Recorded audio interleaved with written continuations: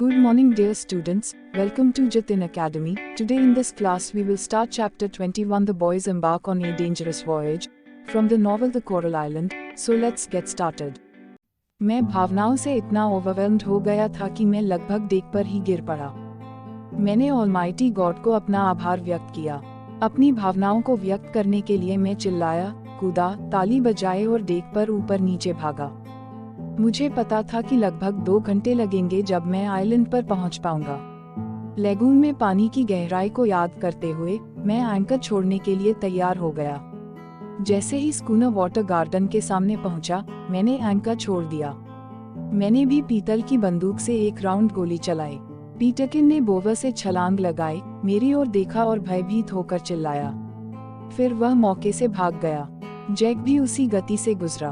अरे hello, I shouted, यह मैं हूँ। वे रुके और मेरी आवाज पहचान कर पीछे मुड़े। मैं पानी में कूद गया और उन्होंने समुद्र में छलांग लगा दी। हम एक दूसरे की गर्दन पकड़कर गहरे पानी में चले गए। हम हंस रहे थे और रो रहे थे। फिर हम बैठे और सबने बताया कि इस दौरान हमारे साथ क्या हुआ था। तब जैक ने प्रस्ताव रखा कि हम कुछ अन्य आइलैंड्स का दौरा करें, स्पेशली उस आइलैंड का जहां एवेटिया रहता था। वह तारारो को इस बात के लिए राजी करना चाहता था कि वह अपने कई काले साथियों को, जिनसे उसकी सगाई हुई थी, जाने दे। संकट में पड़ी एक लड़की की मदद करने की यह इच्छा उसने पढ़ी गई कहानियों की किताबों से सीखी थी, क्योंकि वहाँ नायक सच्चे शूरवीर होते हैं जो किसी लड़की को बंधन में नहीं रहने देते, बल्कि उस आदमी से शादी करने के अपने अधिकार के लिए लड़ते हैं जिससे वह प्यार करती है। इसलिए जैक ने सोचा कि वह एवेटिया पीटरकिन की मदद करने के लिए उस आचार संहिता से बंधा हुआ है और मैं उसे समर्थन देने के लिए सहमत हो गया। हमने एक लंबी यात्रा की तैयारी की, अपने कुछ सामान कलेक्टेड करके और अपने पसंदीदा स्थानों को अलविदा कहकर हम स्कूनर पर चढ़ गए। इससे पहले हमने लकड़ी के टुकड़े पर अपना नाम इस प्रकार उकेरा था, जैक मार्टिन, राल्फ रोवर, पीटरकिन गे। इसे हमने बोवर के अंदर रखा। हम स्थिर हवा की मदद से आगे बढ़े। यह सनसेट से पहले था। यात्रा दिलचस्प थी लेकिन हम इनसफिशिएंट क्रू साबित हुए। 3 सप्ताह पूरे हो चुके थे। हमने मैन ईटर के खतरों के बारे में चर्चा की थी। क्या हम तारारो पर भरोसा कर सकते हैं? यदि वह बलपूर्वक स्कूनर को हमसे छीनना चाहे तो क्या होगा? पीटरकिन ने कमेंट की, मुझे विश्वास नहीं है कि वह इतना अनग्रेटफुल होगा। चलो जल्दी ही उसके पास चलते हैं। क्या पीटरकिन सही थे? केवल समय ही बता सकता है। हम मैंगो आइलैंड के दक्षिण की ओर पहुंचे। जैक को पता था कि कुछ अंग्रेजी बोलने वाले मिशनरी वहां काम कर रहे थे। एक डोंगियाई और यूरोपीय सूट पहने जेंटल दिखने वाले नेटिव ने हमारा स्वागत किया। शुभ दिन सज्जनों, आपका यहाँ स्वागत है। जैक ने अभिवादन लौटाया और पूछा, क्या आप मूल मिशनरी शिक्षक हैं? हाँ मैं, जैक ने उत्तर दिया। हम आपसे मिलकर भाग्यशाली हैं। उसने उस व्यक्ति को अपने केबिन में बुलाया और उससे बात की।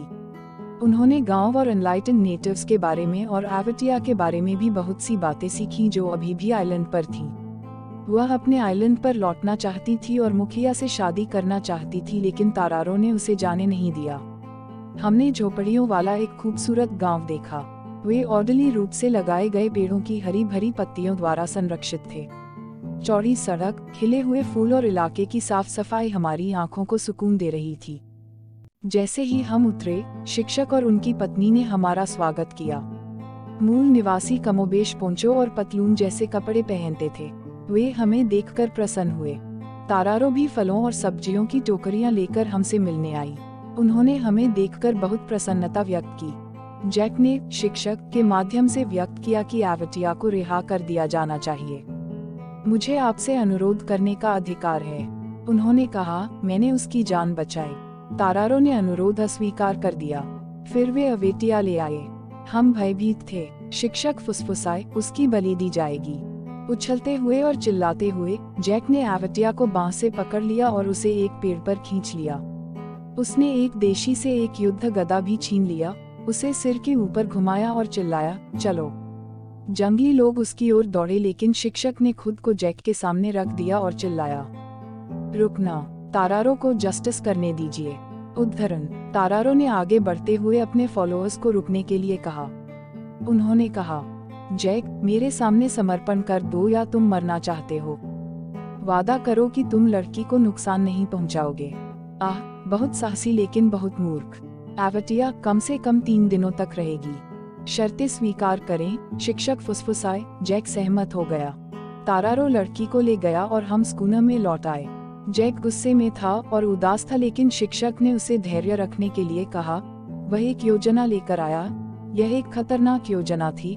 एवटिया को साथ लेकर डोंगी में 50 मील तक यात्रा करना और सही आइलैंड छूट जाने की संभावना थी और राक्षस के हाथों में पड़ना। लेकिन जैक तैयार था और हम भी, जोखिम उठाने के लिए। Some important question and answers. Question: How did the boys express their emotions when they reached the island? Answer: The boys expressed their emotions by shouting, jumping, clapping their hands, and running up and down the deck. They were overwhelmed with gratitude and excitement, and these actions were a way for them to vent out their feelings. Question: Why did Jack propose visiting other islands, specifically the one where Avatar lived? Answer: Jack proposed visiting other islands, particularly the one where Avatar lived, because he wanted to help her.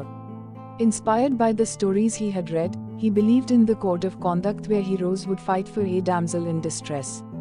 Jack wanted to persuade Tararo, the chief, to allow Avatar to marry the man she loved. Question: What did the boys do before boarding the schooner? Answer: Before boarding the schooner, the boys carved their names on a chip of wood.